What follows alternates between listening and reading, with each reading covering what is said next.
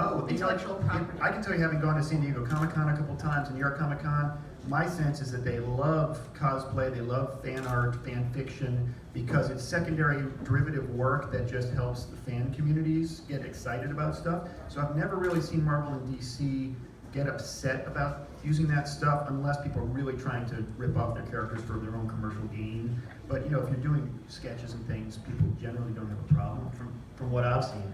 But what do you think about cosplay just in general?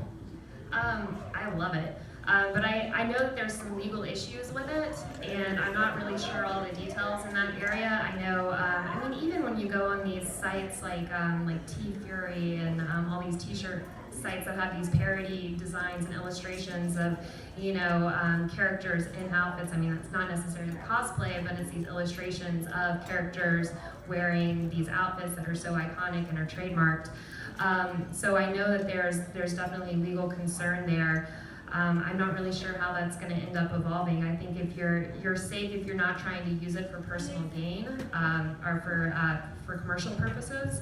But cosplay itself is becoming such a huge thing. I mean, DragonCon last year was 70,000 people in Atlanta. And that is like, if you're a cosplay person, that is where you go. People spend months and months and thousands of dollars on these insanely amazing and intricate costumes. And I think when you get to the point where you're going to start seeing so many more, I think it's going to become more mainstream of cosplay celebrities and adaptations of these costumes. And I think the legal fun stuff is all going to come with that. So we'll see what that looks like. Yeah. So for our game, we are avoiding any characters for obvious reasons, and which is a shame because that dilutes the experience. But thankfully, celebrities are so recognizable. They're in the public realm. So yeah, we just learned in the GIF session about fair use, and people are using, that's how people are getting away with creating the GIFs that they're creating, although Giphy licenses all of their content, so they're protected. It's just tough for a small indie operation to go through those licensing hoops, as well as the expenses associated with them. So that's a shame, but people have to protect their IP, so I get it.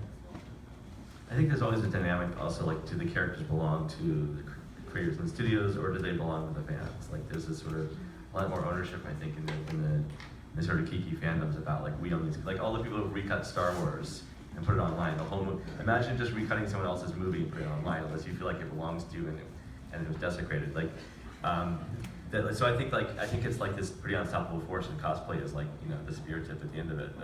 The most dedicated of the fans who feel like we can embody these characters if we feel like, because they are us. Yeah, well, these are the most passionate fans, the folks who are really willing to dress up and be those characters. And you go to San Diego, you go to New York, certainly DragonCon is almost all cosplay, a higher percentage than any place else.